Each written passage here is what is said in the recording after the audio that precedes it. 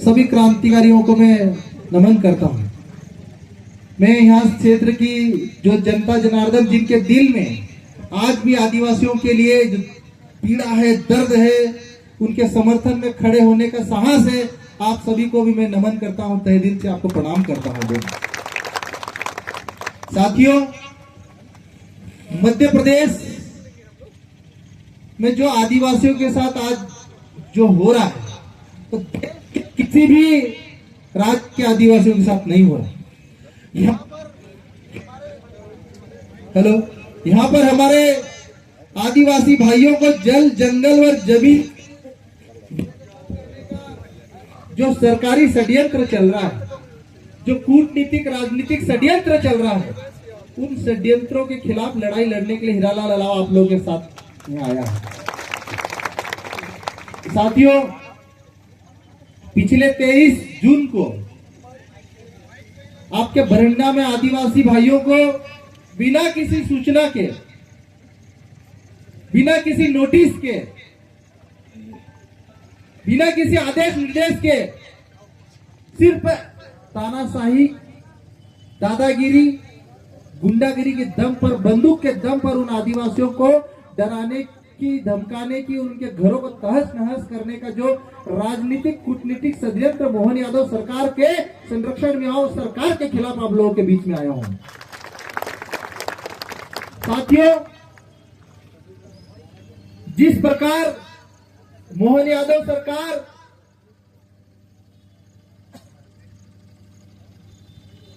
हमारे आदिवासी भाइयों को जंगलों से बेदखल करने के लिए जो षड्यंत्र कर रही है, और ये षड्यंत्र सिर्फ डिंडोरी के करंजा ब्लॉक में नहीं मेरे भाइयों, इस षड्यंत्र पूरे मध्य प्रदेश के जो अनुसूची 5 वाले एरिया है, जो शेड्यूल्ड एरिया है, जहां जहां आदिवासियों की संख्या ज्यादा है, वहां हर जगह पर ये भारतीय जनता पार्टी की सरकार षड्यंत्र कर रही है।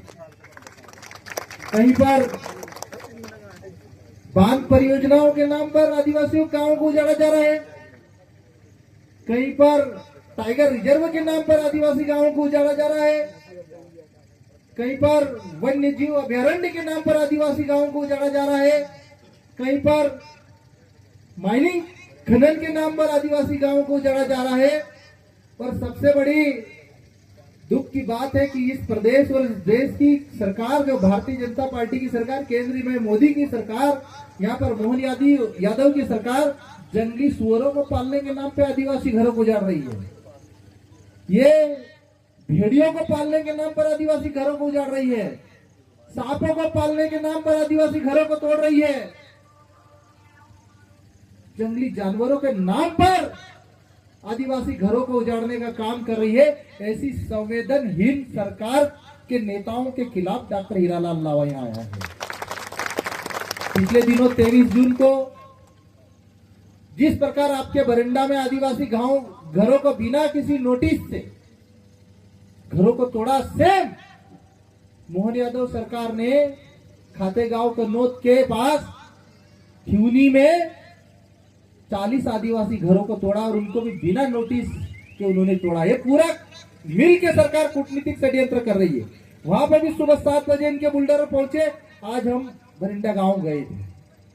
सरकार एक तरफ कह रही कि अवैध अतिक्रमणकारी, हमने, हमारी पूरी जैश योद्धाओं की टीम ने एक परिवार से हम लोग मिले। अभी कई बुजुर्ग जो बेगा कम्युनिटी की जो संरक्षित जनजाति है, उनके हमारे मंच पांडाल में उपस्थित, उनसे बात की। उन्होंने कहा कि हमारे तीसरी पीढ़ी के लोग, चौथी पीढ़ी के लोग यहाँ पर निवास कर रहे हैं। मैं कहता हूं मोहन यादव सरकार से, ये आपका कलेक्टर झूठा है, कि आपका एसडीएम झूठा है, आपका डीएमओ झूठा है। बिना किसी जांच के, बिना किसी नोटिस के इन्होंने आदिवासियों के घर तोड़े, आदिवासी महिलाओं को मारा, आदिवासी बच्चों को मारा, पुरुषों को मारा। इनके ऊपर एसटी/एससी एक्ट में तो एफआईआर होनी चाहिए, साथ में ऐसी धाराओं में एफआईआर होना चाहिए कि पूरा जीवन इनका जेल में निकलना चाहिए।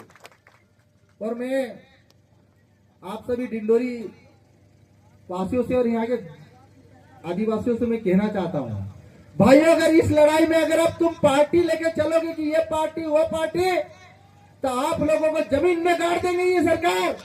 इसलिए पार्टी से ऊपर उठो, समाज की लड़ाई लड़ो और समाज जिंदा रहेगा तो ये आदिवासी जिंदा रहेगा। क्योंकि अगर यह समाज एकजुट नहीं होगा तो अभी आप लोगों को पता, आपके डिंडोरी जिले की घटना बता रहा हूं। 4-5 ऐसे गरीब आदिवासी जिनके पास बीपीएल के कार्ड है और यहाँ के जमीन माफियाओं ने 1000 एकड़ उनके नाम पे जमीन खरीद ली।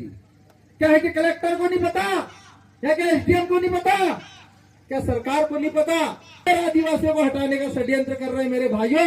इसलिए अभी भी वक्त है, आप सब एक हो जाओ तो बचोगे, और अगर एक नहीं हुए, पार्टियों में बटे रहे तो बड़े पैमाने पर आदिवासियों को यहाँ से हटाया जाएगा। और हमारे कुछ भाइयों ने कहा कि ये हाथियों को छोड़ रहे हैं। ये सच बात है कि इनका षड्यंत्र है।